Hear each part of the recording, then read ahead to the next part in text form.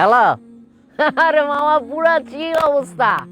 আর ঠিক আছে, ওকে, কোনো সমস্যা নাই। শুন, সারাদিন ঘুরমু ফিরুম, ভাই ব্রাদার মিলা চিল করুম বেটা। হ্যাঁ ঠিক আছে।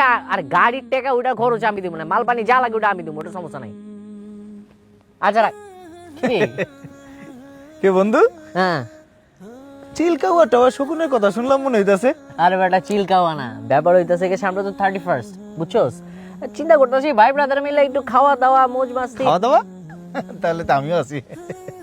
আরে বেটা ওই খাওয়া দাওয়া না, তাহলে ব্যাপার হইতাছে গিয়া 31st তো মনে করছি আমরা ভাই ব্রাদার মিলে মৌজ মাস্তি করুম, ঘুরমু ফিরমু, আতশবাজি, মনে কর যে আকাশটা পুরো রঙিন হয়ে যাবো, রঙিন একটা ভাইব নিয়া এই ঘুরা ফিরা ফুর্তি ফার্তি মৌজ মাস্তি এটার ব্যাপারে কথা কইতাছিলাম আর কি, বুঝছস?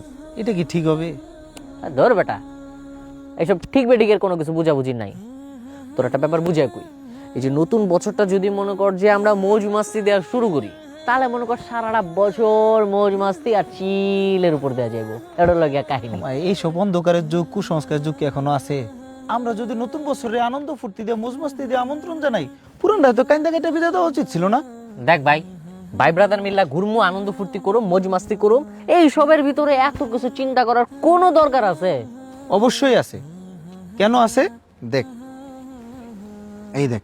বাংলাদেশে গত 5 বছরে 31st নাইটের আতশবাজির কারণে 280টিরও বেশি অগ্নিকাণ্ডের ঘটনার পাশাপাশি শুধু গত বছর 2 শিশুর প্রাণহানি ঘটে। পাশাপাশি শব্দ দূষণ ও বায়ু দূষণে হার্টের রোগী বাড়ে ব্যাপক হারে। 31st নাইটের আতশবাজিতে বিশ্বব্যাপী পাখিরা ভয়ে আতঙ্কে ছোটাছুটি করে। বুলগেরিয়াতে বিখ্যাত ফিঞ্চ পাখি, রোমের স্টার্লিং পাখি সহ হাজার হাজার পাখি মারা যায় এই রাতে। এই রাতে বিশ্বব্যাপী মদ বিক্রি কয়েকগুণ বেড়ে যাওয়ায় মাতাল অবস্থায় ড্রাইভিংয়ের ফলে সাধারণ দিনের চেয়ে এই দিনে অ্যাক্সিডেন্ট প্রায় 117% বেশি হয়। অ্যাক্সিডেন্টে প্রায় 42% মৃত্যুর কারণ মদ। অথচ বাংলাদেশে এই সময় প্রত্যন্ত জনপদের মানুষরা প্রচণ্ড শীতে খুব কষ্ট পায়। তাই একদল মানুষ এসব 31st নাইটের মতো থার্স্টি দিবস পালন না করে দূর দূরান্তের শীতার্ত মানুষদের জন্য গরম কাপড় ও খাবার নিয়ে ছুটে যায়। এবার ভাইবা দেখ, 31st নাইট পালন করে নিজে মরবি নাকি অন্যের মরার কারণ হবি? ওই কিরে, পাপ্পিরে পাইলি কই? তোর ওই জায়গায় কি করস? কি অবস্থা ম্যান? আরে বেটা, একদিকে হাঁসের মাংস আর ভুনা খিচুড়ি, অন্যদিকে হিসাব নিকাশ। হিসাব নিকাশ? কি এর হিসাব নিকাশ, কত একটু শুনি।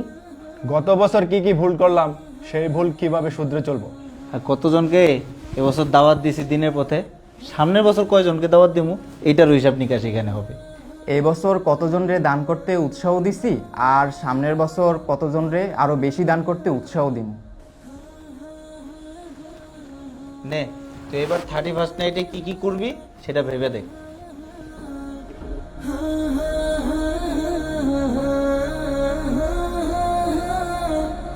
যে পরিমাণে গুণা করছি, গুণাগুলার হিসাব করুম, আর গুণা থেকে বাইচে থাকার লাগে একটা প্ল্যান করুম, এগুলার হিসাব করুম এবার।